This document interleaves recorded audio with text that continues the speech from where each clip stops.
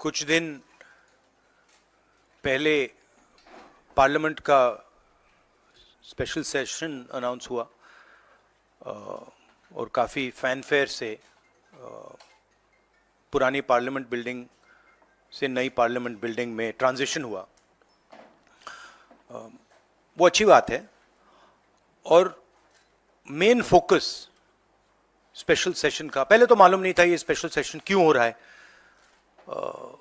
Speculation काफ़ी हुआ और फिर पता लगा कि इसका मेन फोकस महिला आरक्षण है। उसके बाद महिला आरक्षण तो बड़ी अच्छी चीज है, उसके बाद ये दो क्लॉजेज, इसमें दो फुटनोट्स हमें मिले। एक की महिला आरक्षण करने से पहले, महिला आरक्षण देने से पहले हमें सेंसस करना पड़ेगा और दूसरा डिलिमिटेशन करना पड़ेगा, और इन दोनों चीजों को करने के लिए बहुत साल लगेंगे। सच्चाई यह है कि महिला आरक्षण को आज किया जा सकता है। 33% आज जो सीट्स हैं लोकसभा में, विधानसभा में, वो महिलाओं को दी जा सकती हैं। कोई कॉम्प्लिकेटेड मामला नहीं है, मगर सरकार वो नहीं करना चाहती है। सरकार ने ये देश के सामने रख दिया है, मगर रियलिटी ये है कि ये इंप्लीमेंट आज से 10 साल बाद होगा। ये भी नहीं मालूम कि होगा या नहीं होगा। तो एक प्रकार से ये डिस्ट्रैक्शन टैक्टिक है, डाइवर्जन टैक्टिक है। डाइवर्जन किस चीज से हो रहा है? डाइवर्जन ओबीसी सेंसस से हो रहा है। मैंने पार्लियामेंट में सिर्फ एक इंस्टीट्यूशन के बारे में बात की, वो जो हिंदुस्तान की सरकार का सेंटर है, कोर है, जो हिंदुस्तान की सरकार को चलाता है, कैबिनेट सेक्रेटरी एंड सेक्रेटरीज। और उसमें मैंने एक छोटा सा सवाल पूछा। प्रधानमंत्री कहते हैं कि वो ओबीसी के लिए बहुत काम कर रहे हैं। अगर प्रधानमंत्री इतना काम कर रहे हैं तो 90 लोगों में से सिर्फ 3 लोग ओबीसी कम्युनिटी से क्यों हैं? पहला सवाल। दूसरा सवाल, मैंने यही एनालिसिस बजट को देख के की कि भैया पूरा हिंदुस्तान का बजट क्या है और ये जो ओबीसी ऑफिसर्स हैं ये इस बजट में से कितना कंट्रोल कर रहे हैं और क्या कंट्रोल कर रहे हैं। आदिवासी क्या कंट्रोल कर रहे हैं, दलित क्या कंट्रोल कर रहे हैं। ओबीसी हिंदुस्तान के 5% बजट को कंट्रोल कर रहा है, ओबीसी ऑफिसर्स। तो मुझे बात समझ नहीं आ रही है। प्रधानमंत्री हर रोज ओबीसी की बात करते हैं, ओबीसी प्राइड की बात करते हैं, मगर ओबीसी के लिए किया क्या? अब जब मैंने ये बात बोली, उनका रिस्पॉन्स बड़ा इंटरेस्टिंग है। वो कहते हैं कि लोकसभा में हमारा रिप्रेजेंटेशन है। लोकसभा में रिप्रेजेंटेशन का क्या लेना देना है? मैं कह रहा हूं कि बजट डिसीजन जो लेते हैं, जो बजट को ऑफिसर्स हैं, जो बजट को कंट्रोल करते हैं, 5% ओबीसी निर्णय ले रहे हैं। और मैंने सिर्फ यह सवाल पूछा, क्या हिंदुस्तान में ओबीसी की आबादी 5% है? यह मैं जानना चाहता हूं। अगर 5% है तो फिर वो ठीक है, उसको मैं एक्सेप्ट करने के लिए तैयार हूं। मगर अगर वो 5% से ज्यादा है तो मुझे यह पता लगाना है, और एक बार मैं मन बना लेता हूं, मैं छोड़ता नहीं हूं, मुझे यह पता लगाना है ये ओबीसी हिंदुस्तान में कितने हैं, और जितने हैं उतनी भागीदारी इनको मिलनी चाहिए। अब आप किसी लोकसभा में किसी भी एमपी से पूछ लीजिए, लोकसभा को टेंपल ऑफ डेमोक्रेसी कहा जाता है। आप किसी भी बीजेपी के एमपी से पूछ लीजिए कि वो कोई डिसीजन लेता है, कोई कानून बनाता है, कोई कानून बनाने में भाग लेता है, किसी से भी पूछ लीजिए। बिल्कुल नहीं। ना कांग्रेस का एमपी इस लोकसभा में, ना बीजेपी का एमपी, ना कोई और इंडिया का एमपी कोई डिसीजन लेता है।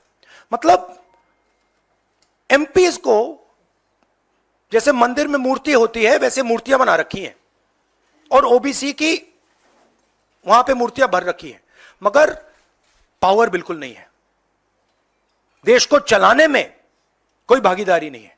यह सवाल मैंने उठाया है कि क्या, और हर ओबीसी युवा को यह समझना है कि क्या आपको इस देश को चलाने में भागीदारी मिलनी चाहिए, हां या ना? अगर मिलनी चाहिए तो क्या आपकी आबादी 5% है, हां या ना? यह सवाल है। और डिस्ट्रैक्शन इस बात से हो रहा है, बीजेपी को ये जो 2 पॉइंट्स हैं, महिला आरक्षण वाले, डिलिमिटेशन और सेंसस, इनको हटा देना चाहिए और एकदम महिलाओं को जो इज्जत मिलनी चाहिए, जो रिस्पेक्ट मिलनी चाहिए, जो भागीदारी होनी चाहिए, उनको एकदम वो कर दें।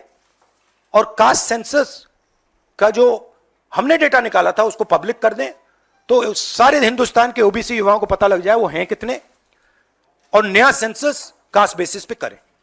Thank you. एक करके प्लीज। और प्रधानमंत्री को अपने अगले भाषण में यह कहना है, यह समझाना है देश को कि हिंदुस्तान के सबसे जरूरी 90 अफसर जो हैं उनमें से सिर्फ 3 ओबीसी क्यों हैं? यह मेन सवाल है। और मैंने दलितों और आदिवासियों की बात ही नहीं की अभी। अंग्रेजी में क्या देता हूं? The BJP came up with the idea of a special session.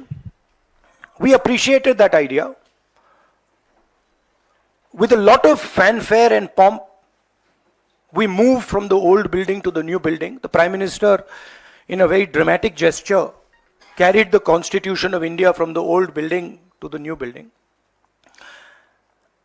And he said that he is passing a very important law.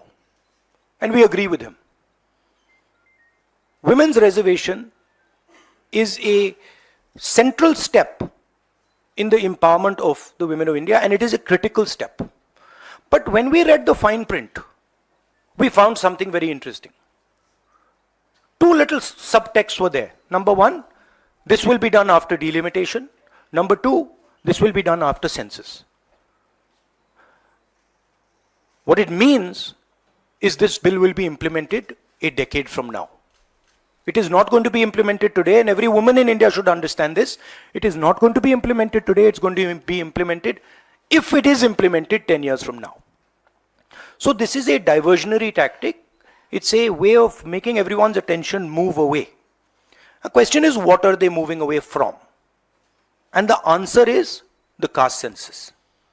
And I'd like to explain why. In my research for my speech, I looked at how many officers in the government of India, the senior most officers are secretaries, how many secretaries in the government of India come from the OBC community, how many come from the Dalit community, how many come from the tribal community. And I was shocked to find that 5% of the secretaries of the government of India, 3 officers in the government of India secretary level are OBC first. And then I asked another question, what budget do they control?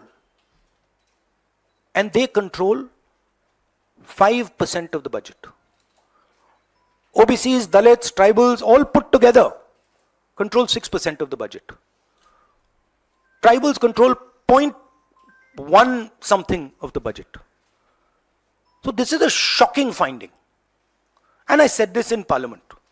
My point being that are the OBCs 5% of India? Is that the amount of participation we want of the OBC community? So the central question is, how many OBCs are there in India? How many different communities are there in India? If we want to distribute power to the people of India, we have to know this number. Otherwise, we are working without data. And so I placed this on the floor of the House. And I said, look, please tell us how many OBCs. We have the data. I know, because the government of India has already done the census and all this data is available. Why is the Prime Minister not releasing this data? And second, what is this delay in this census? The caste census should be done now, and the last caste census data should be released at once. Now, what was the BJP's answer? Very interesting answer. That it doesn't matter how many OBCs are in the government of India. What matters is that we have MPs and MLAs who are OBC. No, that's not the point. Because you can ask any MP or any MLA how much they participate in lawmaking, how much they participate in how the money in India is spent, they will tell you there's no participation. So it is almost as if they keep placing these OBC MPs into the Vidhan Sabha from one side and taking away the real power of the OBCs from the other side. And as the Prime Minister keeps saying, he's an OBC leader, I want him to explain why only 3 OBCs are there in the government of India. And why the OBC community, which is the backbone of this country, is responsible for only 5% of the budget. They have not been able to answer this question. In fact, when I said it, I saw in their face the panic. Because this is the truth, this is what they're trying to distract India from. The fact that the large mass of Indian people do not have any power.